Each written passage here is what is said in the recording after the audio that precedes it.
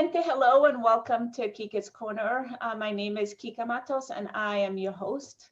On the show, we talk about our community, our city and the world, but always, we always do it through a social justice lens. Yesterday, we witnessed the peaceful transfer of power and the swearing in of our nation's 46th president. After a violent insurrection 2 weeks ago, many of us held our breaths, collectively waiting for this day to happen. Today begins the hard work of dismantling the work of an administration that was anti-democratic, anti-immigrant, and that did so much to dismantle the pillars of what is now a fragile democracy. One of the areas where Trump and his administration caused the most harm was immigration. In 4 years, the administration managed to pass 400 anti-immigrant executive orders. The borders were shut down, the number of refugees accepted to our country were radically reduced, and enforcement became brutal and senseless, sweeping immigrants away in communities across the nation, including immigrants living in our city of New Haven. The Biden administration has stepped up and is now promising a new world, a new approach, a new way of dealing with and addressing immigration, and a pledge to prioritize the passing of laws that are going to regularize the status of the 11 million people who live in this country and are documented, and to end the reign of terror that has prevailed in this country over the last 4 years. Today, we're going to spend time talking about it, what this administration has promised, whether they're really committed or just trying to appease the immigrant community, and what advocates are going to be doing to push hard for positive changes in the law. In the studio with me today is one of the people that I most love working with, have a lot of mad respect for, and who has been with me in the trenches during really difficult times, particularly after the last 4 years. Her name is Sulma Arias. Sulma is a longtime comrade, a dear, dear friend, and a social justice warrior. Let me say a little bit about Sulma. Sulma is the immigration field director at the Center for Community Change, which is where we met and worked closely. Before joining CCC, she was the executive director at Sunflower Community Action in Kansas. Sulma has headed a number of phenomenal national and local campaigns for justice, both focused on immigration and racial justice. She's a phenomenal mother of 3 amazing daughters. She is somebody that I deeply trust and who is brilliant. Sulma, welcome to the show. Thank you, Kica. It's such an honor to be here and on this important day to be talking to you, who has played, like you said, we've been in the trenches together. So today it's an exciting conversation to be here and talking about it with you. I remember 4 years ago, do you remember the day after the elections when Trump was elected that we got on that call really late at night, and we're up all night actually trying to figure out what we were going to do? I just have this recollection with you because today we are rejoicing, but I do remember this time 4 years ago, how stressed out and how much in despair we were about what we were going to have to do to fight to protect our immigrant communities. Do you remember that? I absolutely remember. And yesterday, as I watched the inauguration, all those memories kept coming. 2 things. One is that a lot of people ask me, what did you learn the last 4 years? And, it reminded me to that decision that we made 4 years ago, right? As we heard the news, like we got to go on the defense and we got to do tons of preparing for our communities. But, 4 years now, I think the incredible genius of our community is that we were able to score while we were playing defense. And then I also, as I watched, I thought about my own daughters, right? I thought about what we've been through the last 4 years, how hard, the number of hours and how hard it's been. And and I was joyful, but then I was also fearful, because in this country, even daughters of immigrants like myself can fight so hard, and yet we see the backlash to us seeking to govern, right? And that's going to continue. So it's a mixture of like joy, and also like, it's so hard, it took us so long to get here, and whenever we advance, we get backlash. Yeah, no, that's exactly right. Let's talk about the moment that we're in. First, I want to just start off by mentioning the executive orders that President Biden signed yesterday. They included the repeal of that hateful Muslim ban, the strengthening of protections for Dreamers via DACA. The border wall construction has been stopped. There's now a moratorium on deportation for 100 days, and we're looking at a pause and a halt of the enforcement orders for the undocumented. Break this down for me and tell me collectively what this means, and share with us the reflections of a call that you just ended with some movement leaders. What does this mean for this nation, and how are immigration leaders feeling? So overall, I've been on a number of calls this morning. People are still digesting, but overall, now that we've seen the language on, especially on the moratorium, it's a lot better than we thought. We were cautiously waiting, expecting, what we were gonna see. It's good, and like Kica, you know this, because this morning I had to take a step back, and if you know our legislative and political director, Kate Khan, she has become very like cynical over the years about ever saying this is good. And this morning, as I was talking to her, I have a sentence from her, like, she's like, this is really good for immigration. This is really good for us. Of course, it's not perfect, it's flawed, and it's not everything we want, but it's a step forward. And the gaps that we see give us, as we're beginning to digest, still, I think, give us a good opportunity to organize, to close the gaps, and to continue to build power. But now some of the reactions and what I'm hearing from people earlier on a call this morning, another colleague of ours that you know very well, Rich Morales from Faith in Action, shared that, for example, their network, which is a network of faith, has at least 100 people in sanctuary. Wow. For him, is like 100 people who are in sanctuary are going to be able to walk out of sanctuary, of hiding, tomorrow.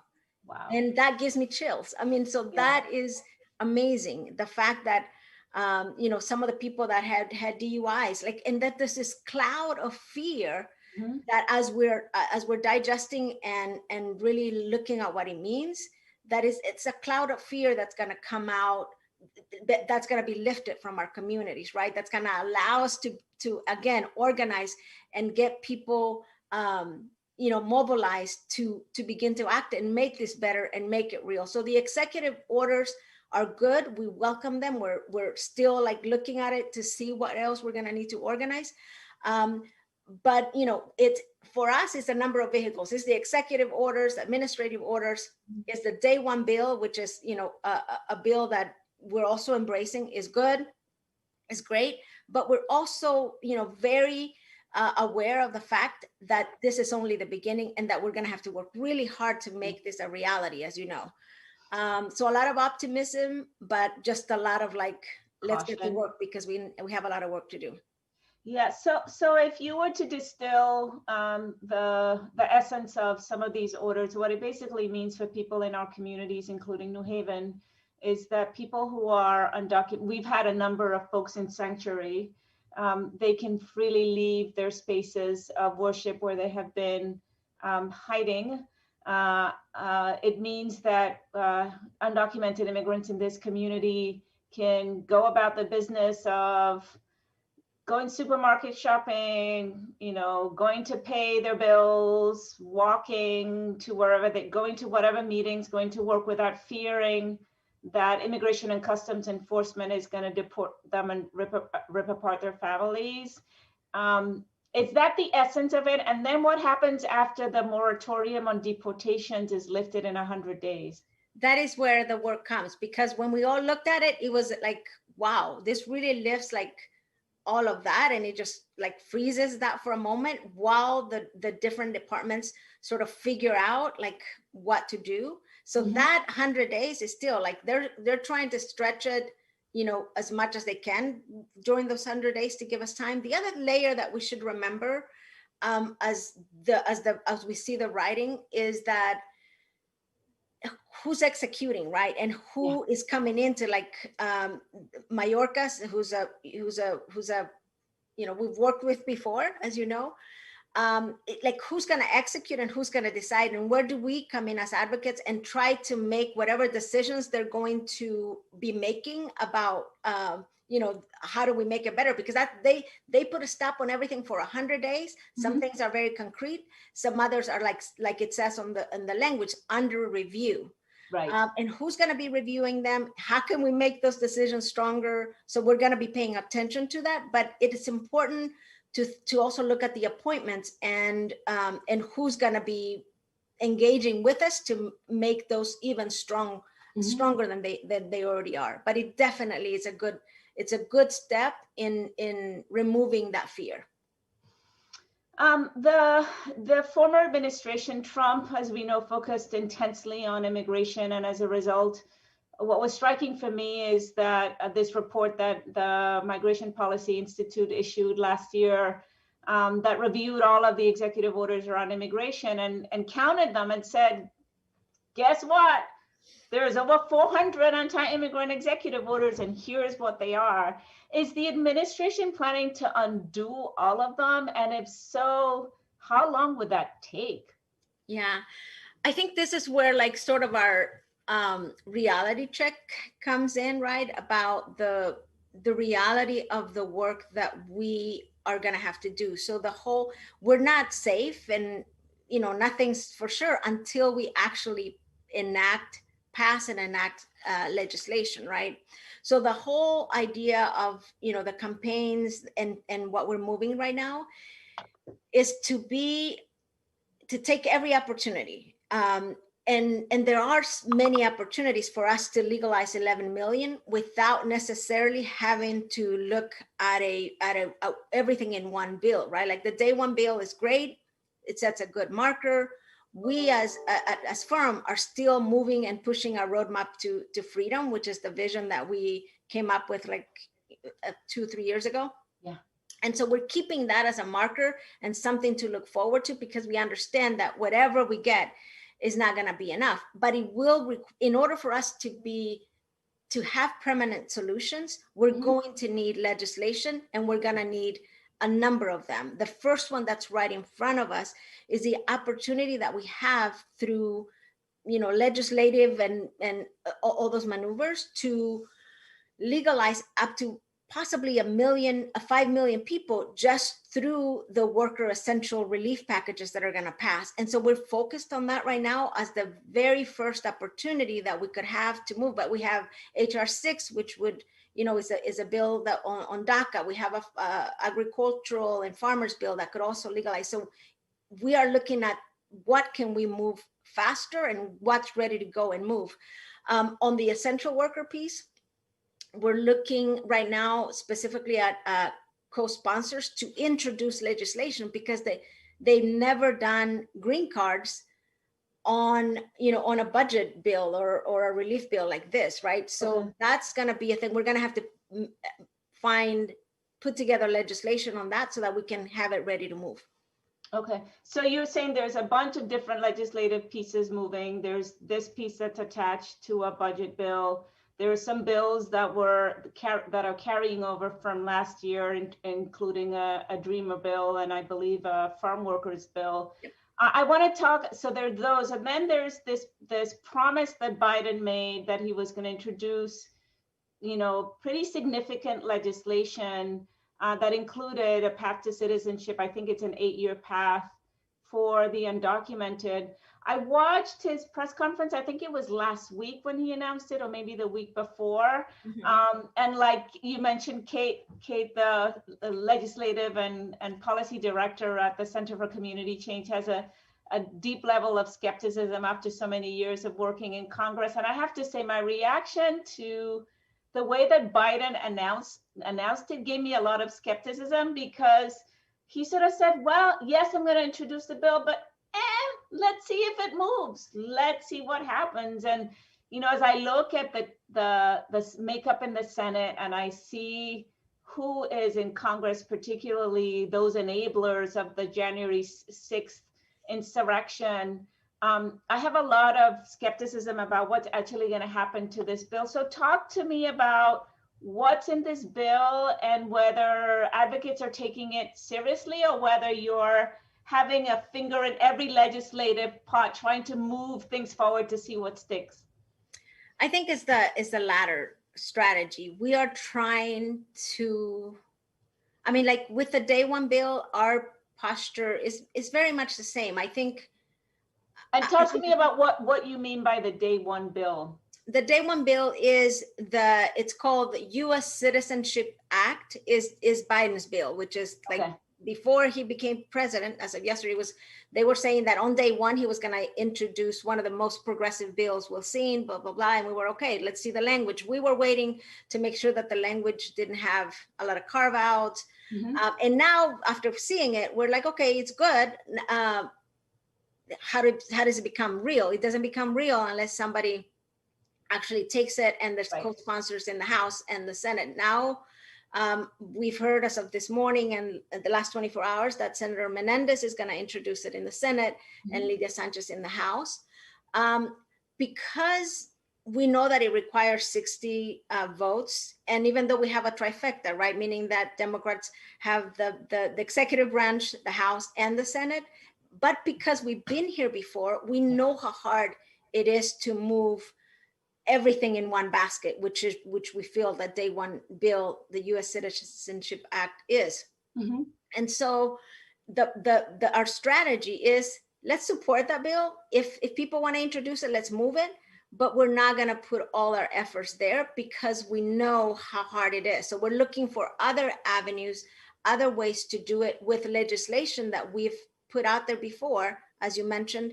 Opportunities that they could have. And so far, we asked from the beginning, put a moratorium. That's like in the last 6 months of conversation, we said, halt all the deportations so we can have time to reassess, right? But yeah, also there's been like all these bills, and that's our plan. Like, let's move whatever we can while we move that, while we create a North Star with a roadmap. Let's just be opportunistic and move everything we can in, as soon as possible. And that's the plan. Whatever can move first. People talk about it in like a train station, and different trains taking off first. And, mm-hmm, and it's important at this moment for us to seize every opportunity in any way that we can. And it may be like we legalize, there's legalization for 3 million, 5 million, wherever we can get that opportunity, we will get there. And same with, like, for instance, the DACA bill and the Dreamer bill. Right now, there's conversations with members of Congress to try to push, because if you might remember too, with HR 6, which is the Dreamer bill, the DACA, mm-hmm, that would legalize permanent solutions for the Dreamers. There was, across the movement, there were still some things on the HR bill that not everybody agreed with, because there was some criminalizing of people within that bill. So they're looking at that to make it better, and there's conversations to even make some of the vehicles we have even better, and get them moving. But there's also a legislative play in everything that we're looking at with around reconciliation and the COVID relief package that, mm-hmm, are going to happen. And that, as we're looking at all the possibilities, we see that one as the biggest one for us, because it will not require 60 votes. It will require less than the 60 votes. So that's what you're betting on right now. That's where you're likely to get some relief almost immediately.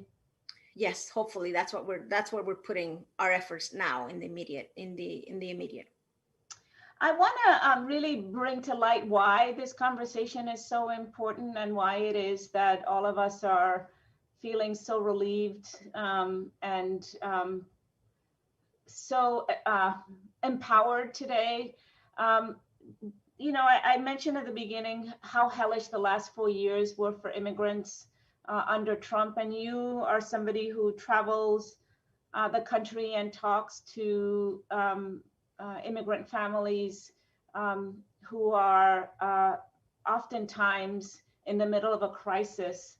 And I just want to point to the fact that, deportations last year were pretty significant. There were 185,000 immigrants who were deported, which means that hundreds of thousands of immigrant families were ripped apart. So Sulma, contextualize what you're talking about by talking to us about what the last 4 years have been like for immigrant families around the country. Last 4 or 5, Kika, because you remember when it's constantly, I think even now, there is a sort of like psychological and emotional toll that those 4 and 5 years have taken, right? Or you remember when we were fighting for DAPA and there were just been so much activity, right? So many efforts. And in each and every one of those efforts that we could remember in at least the 5 years, it wasn't good news, right? It was barely moving the dial, and having to come out and do huge efforts to stop something from happening or to advance something. And it was a roller coaster of emotions for us as advocates, while at the same time our communities, there was a lot of helplessness and a lot of sadness and heartbreak in witnessing people being deported, families separated, children in cages. And as you and I, try to saw the caravans, right? Which again are coming back, by the way. Yeah, I saw that. Yeah. And for folks who are listening, Sulma and I went to Mexico City and traveled to the stadium where some of the caravan travelers were housed. And we talked to immigrants about their journey and what their hopes and dreams were for trying to get to the United States. Sorry, keep going, Sulma. Yeah, so the last 4 years just been I think it's been traumatic, to say the least. It's been traumatic for us who are working in this movement, but for the families that are directly impacted, and for those who are close to those families, or have families that are directly impacted. So it's which why now, as we're looking at this, it's like we did all this work and it's almost unbelievable, right? It's almost surreal. And there's always there's a little bit of fear in me, like in many, as I heard folks from the Firm Network this morning, just, we don't trust them anymore, right? And we're gonna have to keep the fire burning under their butts, because the reality is they've let us down, and so we can't trust them. So we're just keeping our eyes open at the same time that we're hopeful for this moment, because the last 4 years have been extremely hard. Talk to us about one particular story, one particular family, one particular person whose lives you've intertwined with, and share with us their stories, their immigrant stories, so that as you think about this new day, who comes to mind? So this morning, just to be honest with you, I texted, there's so many families, right? Including my own nieces and nephews. So I think you saw me go through this with my niece and nephew who came in 2017 from El Salvador and was in detention. So that comes. But this morning, I texted a friend of mine in Crystal City, because her daughter just got married, and a few days ago, her just last week, her boyfriend, her husband, was detained and deported. Like it was a traffic stop, and she texted me in the middle of the night and told me what had happened. They had been married for 2 weeks. They were going from San Antonio to Crystal City, Texas, to pick up something, and were detained, and he was put in detention. And so they came because I felt helpless at that moment when she called me, and she was so happy about her daughter getting married, and they did this beautiful celebration. And when she called me, and we went and tried to do several things to try to see what we could do, and we couldn't do anything. He was still in detention. To know that he's going to be able to walk out free is incredible. Like that is how real it is. And glad he didn't sign deportation orders, but yeah, that's what I was dealing with and celebrating this morning. Beautiful. This 30 minutes always goes by so fast, and I feel like I could talk to you forever, Sulma. But we're coming to the end of the show, and as is my practice with my guests, I always get a little personal before we log off, and you don't need to get nervous. You don't need to get nervous. It's something that's going to freak you out. So Sulma, here goes. If you could spend a weekend with anyone in the world, who would it be and why? Oh, wow. That would definitely be my mother. I didn't ask whether they would be alive or past. It's up to you to answer how you want. It would definitely be my mother. As you know, I lost my mother when I was 6 years old. And I grew up, I was the youngest of 4 sisters. And my oldest sister, who was 19, raised me. But I grew up from, that very young age, wishing at every moment, at every Mother's Day, that I could have one day with my mother. So definitely it would be my beautiful mother. If I could wave a magic wand and make one social justice dream come true for you, what would it be? The one we're trying to make real now. Cut to the chase.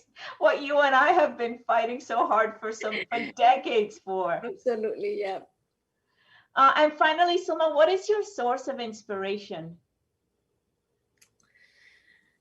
I have to say that it's the people that I work with every day, Kica. Like last week, we had a summit, our firm summit, which we usually do in person.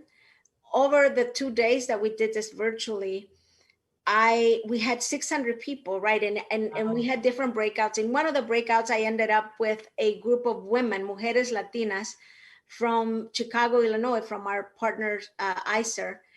And they were just the most incredible, joyful, beautiful, smart, genius women.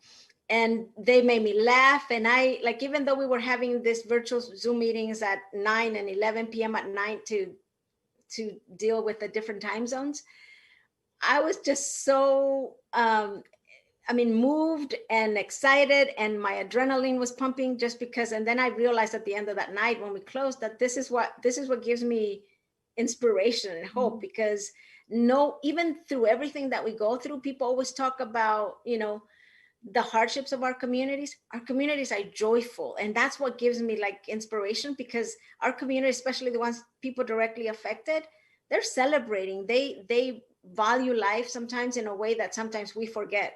Yeah. So that gives me inspiration, definitely. Well, I miss working with you, and I miss the firm family. I miss you too, Kica. Thank you for everything you're doing. Thank you so much, Sulma. Thank you for coming on the show, ladies and gentlemen and people, the amazing Sulma Arias, somebody who is, I have a lot of love and respect for, a sister in the struggle. Let's see what happens, Sulma. I am feeling good. I am feeling positive. And for those of you who are listening, you've been listening to Kica's Corner. Thank you for joining us. And until the next one, here is wishing you much justice and many, many days of sunshine. Thank you, Kica. Thank you.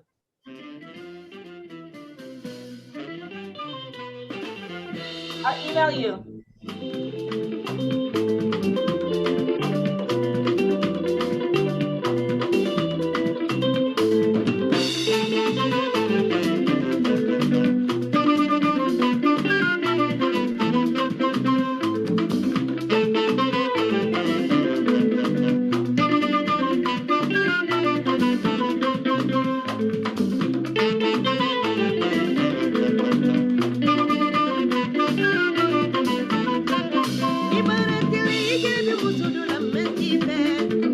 Ibaratili